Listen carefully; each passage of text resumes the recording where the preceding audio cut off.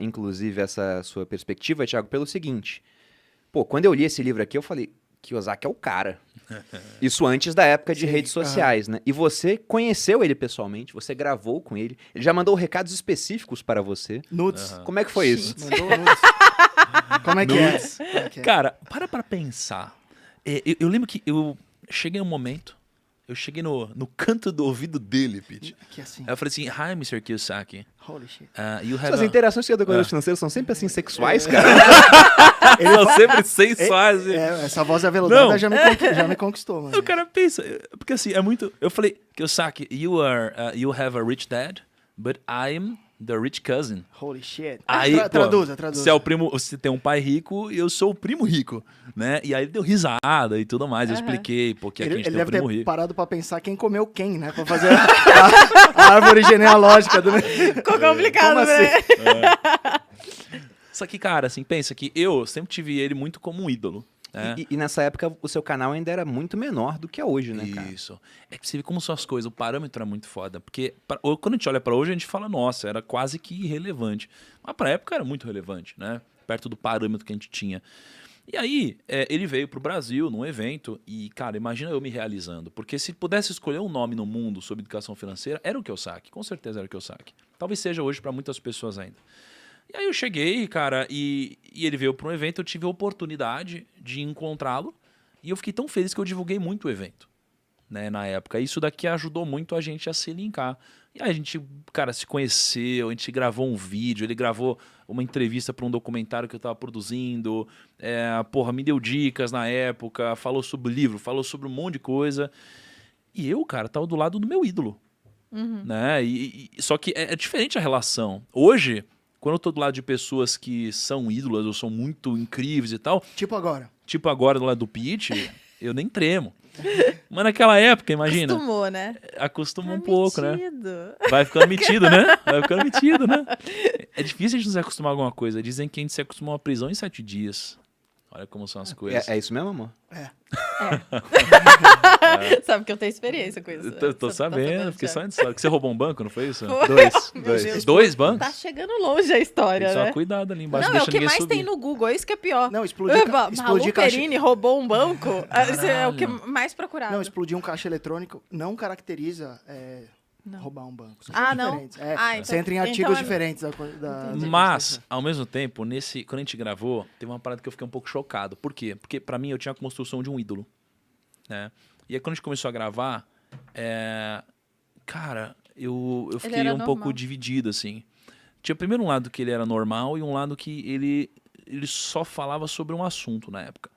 Ele ficava falando sobre... Era o Obama e o Trump. E ele ficava falando... Não, o Obama... Não sei o que lá, Obama, fake money, e o caramba, e ficava metendo pau no Obama, e falava, o Trump é top, o Trump é top. E aí ele só ficava falando de política. Eu falava, cara, fala do seu livro. Eu queria ouvir daquele astro, né? E Isso era 2017. É 2017, né? Mas, cara, pra mim foi uma experiência incrível. Não tenho o que reclamar, entendeu? Mas, obviamente, a gente vai mudando nosso jeito de pensar. E hoje, o que eu entendo do Kiyosaki ele deixou um legado incrível pra gente. Formou uma legião de pensadores diferentes, né? Um pouco mais pró-empreendedorismo, fazer dinheiro e tal. Só que aí ele começou a mudar um pouco o próprio viés, a agressividade, coisas que realmente a rede social trouxe à tona que são um pouco diferentes do meu jeito de pensar, né? Eu acho que esse livro, você tem que tentar trazer ele para sua realidade. Então, foi bom você, apesar de mandar eu ler esse livro em 3 dias... te deu 3 dias? Me deu 3 dias. Porra! Você devia estar agradecido. É que você não devia tá leu o agradecido. WhatsApp. Ele nem viu o É que WhatsApp. você não viu o você tem um... Mas você não veio, sabe que quer saber quem confirmou. Ô, Lucas. O Lucão, né? Tem que conversar com esse Lucão. E né? aí, ao reler esse livro, eu percebi como ele foi provavelmente o livro mais importante da minha vida.